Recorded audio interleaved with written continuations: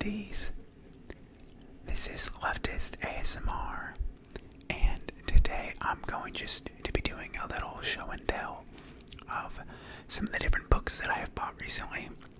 I'm going to talk about each book and maybe do some different triggers. I know I don't really do that very often, and for anyone who doesn't really know what ASMR is, who watches me, a trigger is just something that causes someone to experience ASMR. And I'm going to be doing some triggers and tapping on some books. Might be the biggest trigger. Maybe some mouth sounds. And just kind of an explanation of these books. I don't have any script or outline ready to go, so I'll probably just be reading the backs of the books and tapping on them and just some normal whisper rambling. But hopefully it could be enjoyable and relaxing for all of you.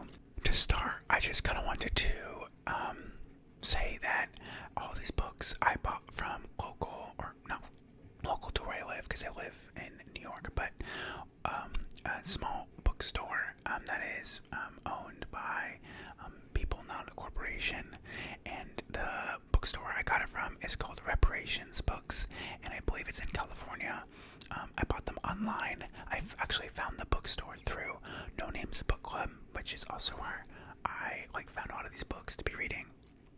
So I would highly recommend not only Reparations Bookstore, but also No Name Books, the No Name Book Club, as a place to learn about different books that you should be reading and different bookstores that you should be buying these books from, because obviously you shouldn't be buying these books from Amazon. Well, I guess that's not obvious because I've done it and a lot of people do it, so it's not obvious. But I think personally that buying books from Amazon is really a good thing to do, because Amazon is not a great company and puts small bookstores out of business. So you might as well buy your books from a better source. So yeah, I bought my books from a small bookstore in California. I believe it's Black owned too, which is awesome. Always good to support these small businesses against competition like Amazon. Besides, I guess the only real reason you would buy a book from Amazon is just because it'll get shipped to you faster. And as we all know, we buy books and they sit on our bookshelves for a long time anyway. So it's you might as well just get slower shipping from a smaller bookstore and just read it when you get it. At least that's my opinion. I actually read that in a tweet somewhere. You're not going to read the book for a month anyway, so you might as well just order it with slower shipping from a small bookstore. So that is exactly what I did. It took over a week to get to me, but well worth it, because I supported a business that was deserving my business, unlike Amazon. So all that being said, sorry, that was a really large breath. I don't know how that sounded with the mic. I don't have the headphones on, mostly just because I feel insecure wearing them, to be honest. But I guess let's get started.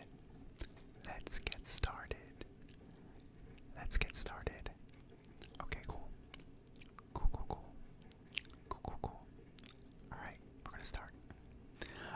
So I have already read some of these books, and then some of them I have not yet started, and some of them I'm currently reading, so an array. But I guess I'll start first with the books that I have already read, just because it'll be easier to talk about them.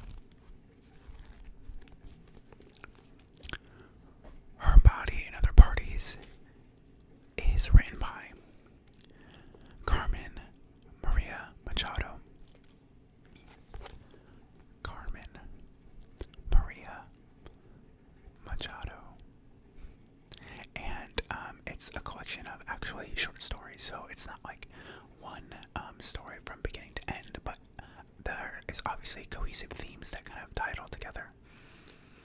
And I actually read this for a book club that I was doing at work. So where I work, the company that I work at, I actually am the president of the LGBT company affinity group, or company resource group, employee resource group, which is a whole thing that I could probably talk about later. But I am the president, and so I started a little book club as part of it, and this was the book that we voted on to read as part of the book club, because the author, I believe, is queer, and there's a lot of queer themes in the book, along with other themes, but queerness is one of them. And I'll read the back of the book. Here's the back of the book that I'm going to be reading. I don't know how to best do this. Her body and other parties is that hollow thing, an example of almost preposterous talent that also encapsulates something vital but previously diffuse about the moment. I don't know what the angle is so that you can best see. Well, whatever, I guess doesn't really matter. In her electrifying debut, Carmen Maria Machado blithely demolishes the borders between psychological realism and science fiction, comedy and horror, fantasy and fabulism. Here are 8 startling stories that map the realities of women's lives and violence visited upon their bodies. Earthly and unworldly, antic and sexy, queer and caustic, comic and deadly serious, her body and other parties enlarges the possibilities of contemporary fiction. Also, if you haven't noticed, I'm actually in a hotel right now, so there's lots of random noises outside my room, and that's just the world I live in right now, so there's gonna be some noise. So here is the back of the book. Here is the front of the book.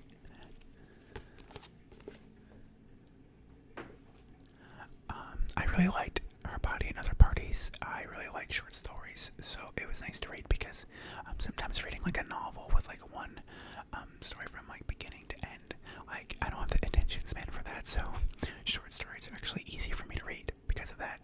I also, if you like magical realism and kind of horror-esque, or even just social commentary, this book would be good for you, because it's I guess there's a lot of social critique in it, particularly talking about how women are treated in the world, and also it's kind of a lot of the stories are pretty spooky. You could read this for Halloween, so I really enjoyed it. And the next book I bought has a hardcover, so that might be even better for tapping. We'll see. It's called How to Be an Anti-Racist.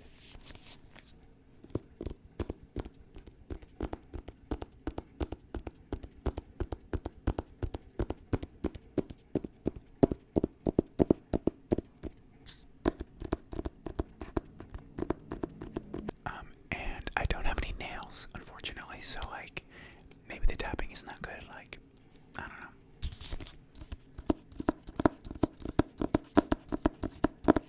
Well, I have nails, but not longer nails that are done, or acrylics or anything. So it's called, again, How to Be an Anti-Racist, and I believe it's by Ibram X. Kendi.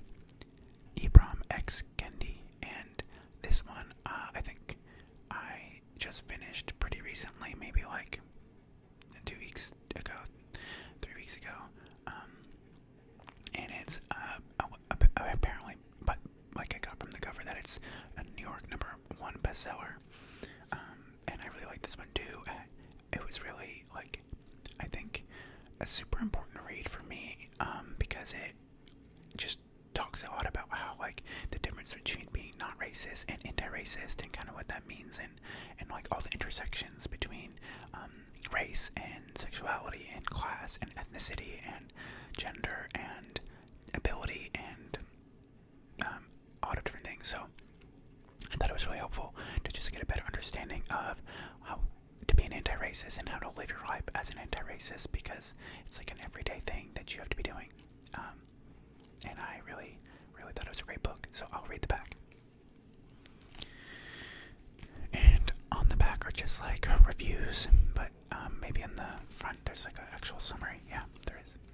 So this is what I'm reading. From the National Book Award winning author of Stamped from the Beginning comes a bracingly original approach to understanding and uprooting racism and inequality in our society and in ourselves. The only way to undo racism is to consistently identify and describe it and then dismantle it. Anti-racism is a transformative concept that reorients and re-energizes the conversation around racism, and even more fundamentally points us toward liberating new ways of thinking about ourselves and each other. At its core, racism is a powerful system that creates false hierarchies of human value. Its warped logic extends beyond race, from the way we regard people of different ethnicities or skin colors to the way we treat people of different sexes, gender identities, and body types. Racism intersects with class, culture, and geography, and even changes the way we see and value ourselves. And How to Be an Anti-Racist, Kendi takes readers through a widening circle of anti-racist ideas, from the most basic concepts to visionary possibilities that will help readers to see all forms of racism clearly, understand their poisonous consequences, and work to oppose them in our systems and ourselves. Kendi weaves an electrifying combination of ethics, history, law, science in his own personal story of awakening to anti-racism. This is an essential work for anyone who wants to go beyond the awareness of racism to the next step, contributing to the formation of justice and a just and equitable society.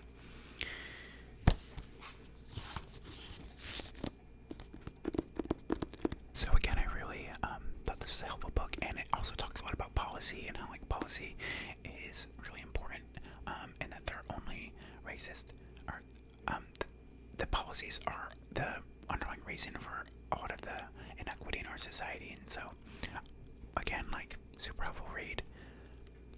I would recommend it completely. Alright, next book.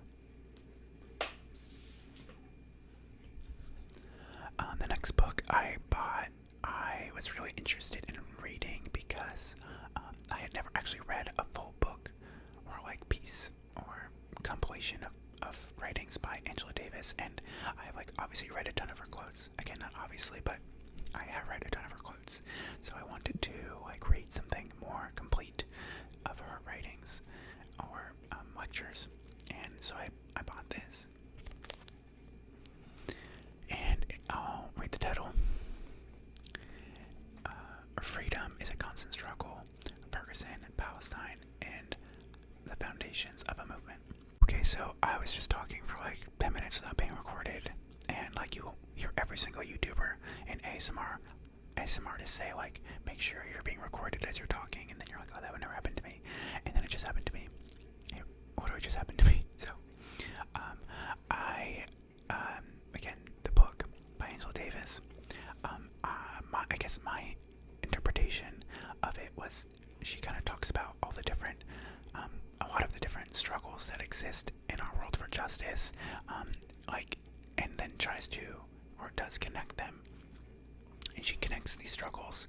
So like, for instance, she talks about like, and even in the title, Ferguson and the protests against like police brutality and against racism in the U.S. and anti-blackness, and then she connects that with the struggle for liberation of the Palestinians against Israeli forces that are oppressing them, and kind of how these struggles are all connected, and it takes like a unified liberation movement to kind of break free from all these struggles, and how all these struggles like are correlated in some way.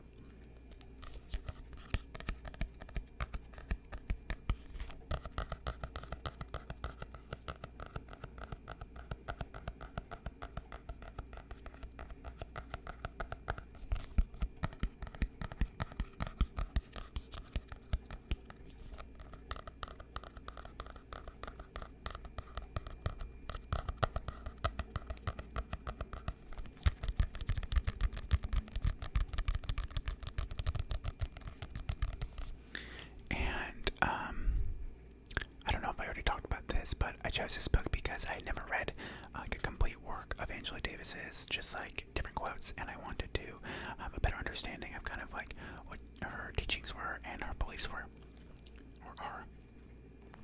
And I'll read the back of the book out loud to you now. And again, an awkward thing. I don't really know how to do this in a way that makes sense, but we're just going to go for it. In these newly collected essays, interviews, and speeches, world-renowned activist and scholar Angela Y. Davis illuminates the connection between struggles against state violence and oppression throughout history and around the world. Reflecting on the importance of black feminism, intersectionality, and prison abolitionism for today's struggles, Davis discusses the legacy of previous liberation struggles, from the black freedom movement to the South African apartheid movement. She highlights connections and analyzes today's struggles against state terror, from Ferguson to Palestine. Facing a world of outrageous injustice, Davis challenges us to imagine and build the movement of human liberation, and in doing so, she reminds us that freedom is a constant struggle.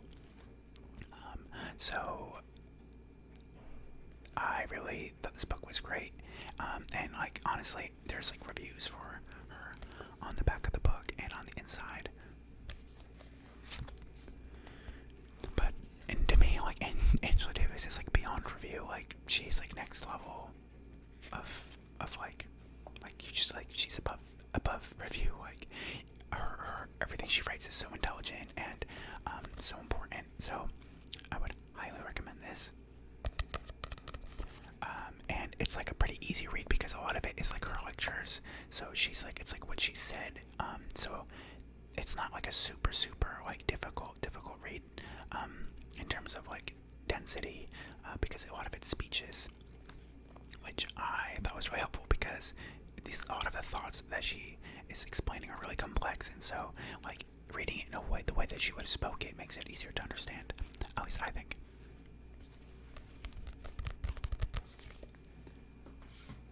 Okay, so now we're getting into the books that I have not yet finished, which is I think just one of these that I've started but I haven't finished. Actually, I'm moving out here, I gotta go get it.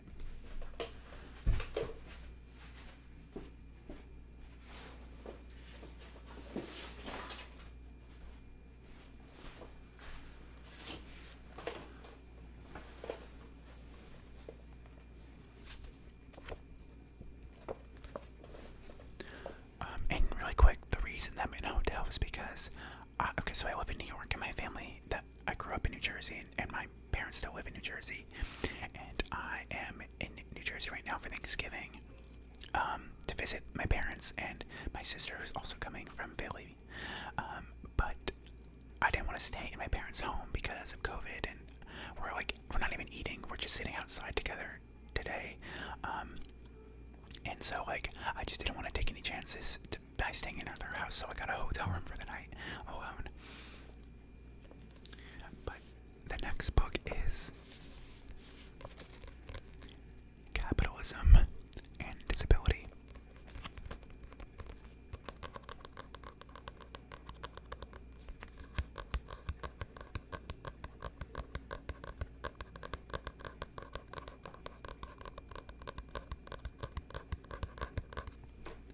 Capitalism and Disability.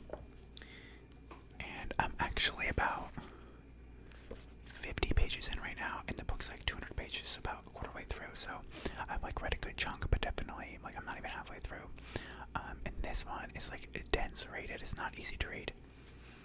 And it's by Marta Russell, and I actually, and this is like a little auto bio about her, or not an auto bio, but a little biography, because I didn't know who she was, but I was happy that the book included a short biography on her so that I could like know who she was before reading it. And I believe I also got this from the No Name Book Club. Most of these I did.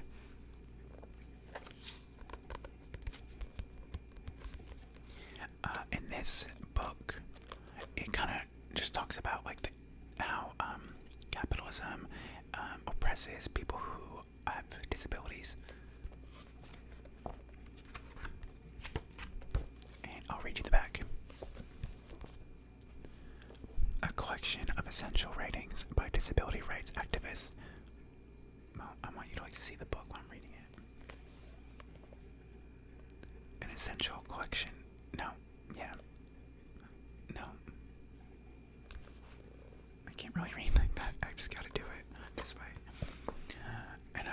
essential ratings by disability rights activist Marta Russell on the nature of disability and oppression under capitalism. This volume is both a useful introduction and an expansive resource for understanding the modern phenomenon of disability throughout Marxist lens.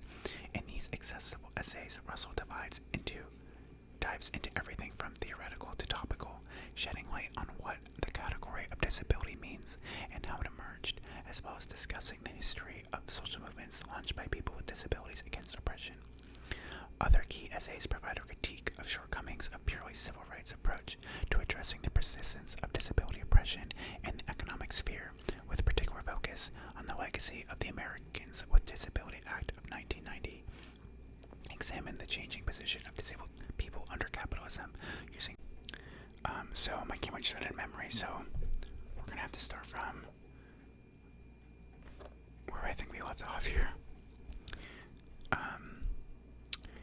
Imperialism and war was a factor.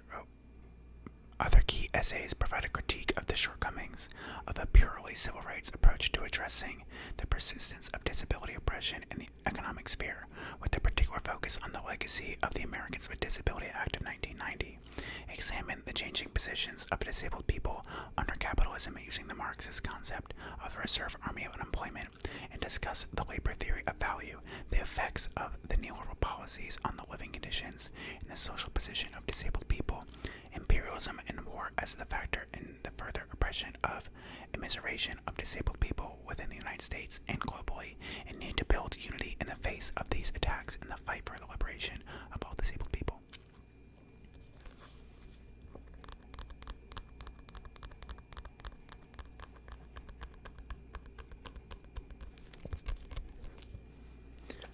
And this one's very helpful because I think a lot of people, including myself, don't have even a basic understanding of the different ways in which disabled people are oppressed in the United States and around the world, and then don't really have the historical context or or haven't thought of these things with the Marxist lens before, which is exactly what this book provides. So I definitely recommend for anyone and everyone to read and try to get a better understanding of these topics.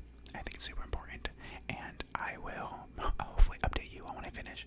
I've been reading it now for a week, and it took me a week to get in 50 pages, so clearly a pretty difficult read in terms of density and how hard it is to digest the writing itself. But I highly recommend anyway.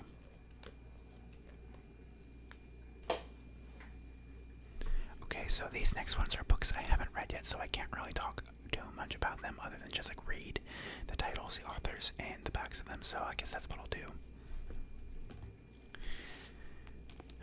This one is highly recommended by a lot of people on Twitter and also, again, the No Name Book Club.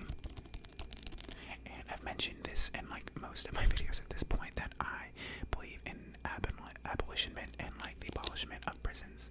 And this kind of talks about how some of the different things that we commonly think of to replace prisons can be just as oppressive as prisons, and now we have to be careful when we are suggesting different things to replace prisons, that those things aren't just as oppressive. And I'll read the summary. Electric monitoring, lockdown, drug treatment centers, house arrest, mandated psychiatric treatment, data-driven surveillance, extended probation. These are some of the alternatives held up as cost-effective substitutes for jails and prisons. But many of these so-called reforms actually widen the net, weaving in new strands of punishment and control, and bringing new populations who would not otherwise have been subjected to imprisonment under physical control by the state. As mainstream public opinion has begun to turn against mass incarceration, political figures on both sides of the spectrum. So I just spent the last 50 minutes of my life deleting things off my phone so that I would have more storage. And I forgot where I left off. However, I know that I didn't read the author of this book, so I'll do that now. This book is by Maya Shanwar and Victoria Law, and the forward is by Michelle Michelle Alexander. And I don't think I finished reading the description either. I'll finish now. In prison by any other name, journalists Maya Shenwar and Victoria Law reveal the way that the kinder, gentle narrative of reform can obscure agendas of social control and challenge us to question the ways we replicate the status quo when pursuing change. A foreword by Michelle Alexander situates the book in the context of criminal justice reform conversations. Ultimately, the book offers a bolder vision for truly alternative justice practices.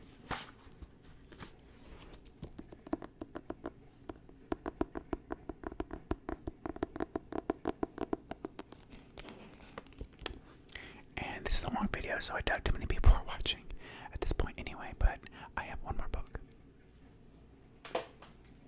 And for all of you who are watching, I appreciate all the support. And for people who stop watching, I still appreciate it. But the reason I bought this next book is because while I was reading the book by Angela Davis, Freedom is a Constant Struggle, she mentions this activist multiple times, Asada Shakur. And I didn't know who that was, and I thought it was a true shame. And honestly, a true tragedy of the public education system that I grew up in for not teaching me about this person. So I bought the book because I wanted to learn more about her, and this is her autobiography. And I'll read the back of the book.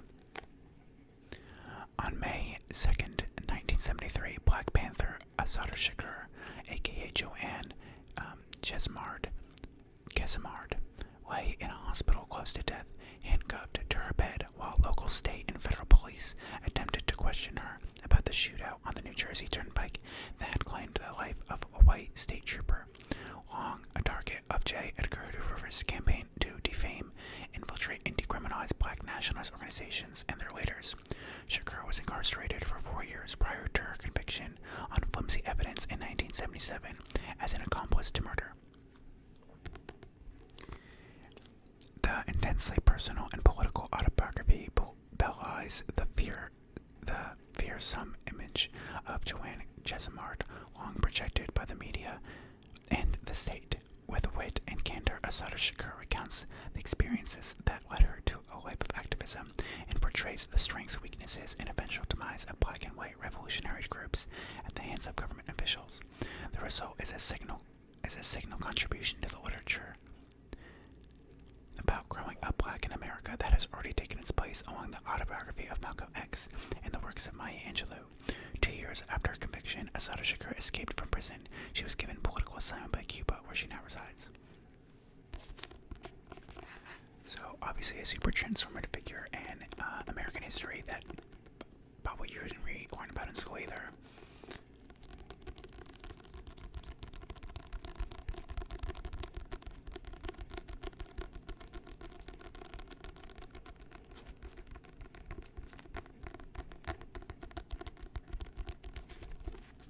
So definitely pick this one up too, and I will update you after I've read it, because I have not started this book. As you can tell, it's in really good condition. I am definitely really harsh with my books, and I throw them in my backpack. I'm not careful with them, and so they end up getting kind of ruined, but they're for reading, not for showing, so although I'm showing them right now. But it's not a big deal to me that they get kind of damaged.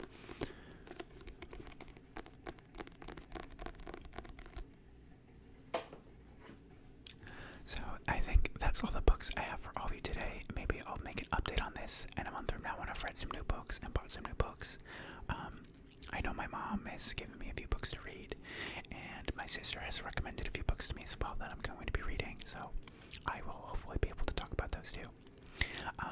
So I know a lot of you are quarantining right now, and some of you may be visiting your families right now, and it's a really difficult time, but my heart and my thoughts are with all of you, and I really hope that you're all staying safe, and I hope that if you are having a tough day, that this video helps serve as an escape from some of those difficult feelings, and then if you're having a good day, I'm happy that you found this anyway. So alright, thank you for watching, everyone.